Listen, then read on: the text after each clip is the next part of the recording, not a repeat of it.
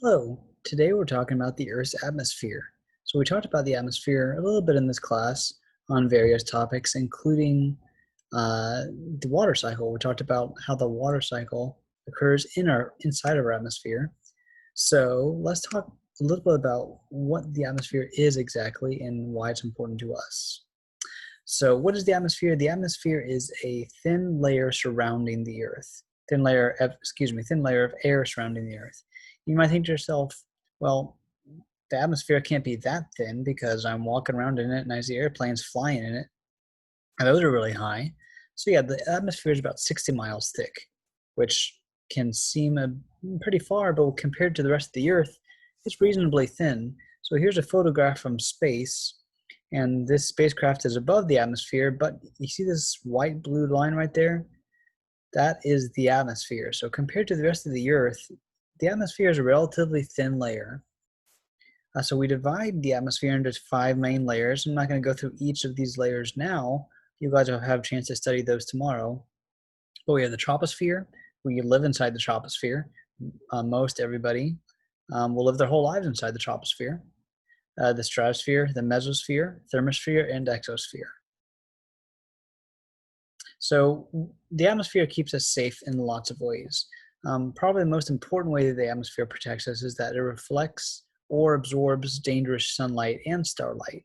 So all stars, including our sun, lets out lots of dangerous stuff. Even though we count on the sun for giving us that sunlight that we need and that plants need to grow, um, there's lots of dangerous things like UV rays, um, ions from the solar wind that would otherwise harm us if we didn't have the atmosphere. So the atmosphere either reflects those things or absorbs those things.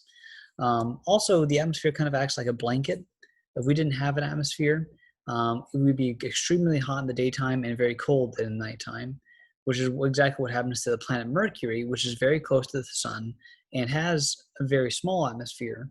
Um, because Earth has an atmosphere, what happens is that during the daytime, the uh, atmosphere will absorb some of the sunlight, not all of it, but some of it, and that air that stays around us will keep us warm at night. Because remember, the Earth is turning, and so when the Earth turns away from the sun, the only heat that we have is the heat that the atmosphere absorbed during the day. Um, Another important feature of the atmosphere is that it burns up most of the asteroids and meteorites um, that intersect with the Earth. So asteroids and meteorites are constantly falling on the Earth, but we don't really notice it much because most of them burn up before they reach the ground. And in fact, that's how you see shooting stars. Shooting stars are not actually stars, but when pieces of dust or when asteroids are burning up in the atmosphere. So, what's the atmosphere made of? So, most of you guys probably know that we need oxygen to breathe, and plants need oxygen as well as carbon dioxide to make sugar. Most of the atmosphere, though, is made of nitrogen. Nitrogen is a neutral gas. I mean, it's not very dangerous. It's not very helpful. It's just kind of neutral, um, which is a good thing. For example, if our atmosphere was made of more oxygen, like say 80% or even 90% oxygen, we might have a lot more energy from breathing. But oxygen also corrodes things. It can damage your skin if you have too much of it. And also, fire consumes oxygen. That's it's kind of the fuel that keeps fire going. So if you can imagine an entire room full of oxygen and you try to strike a match, well, you can blow up the entire room because oxygen is so flammable. But because we have an atmosphere with just the right amount of oxygen, we can actually keep our fires going without worrying about blowing up the entire atmosphere. Um, so our atmosphere is made of 78% nitrogen, 12% oxygen, then 1% is all of the other gases, like carbon dioxide.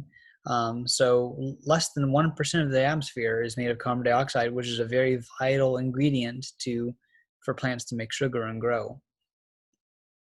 Um, so that's just a quick tour of our atmosphere. Hope it was helpful. And I'll be seeing you guys in class.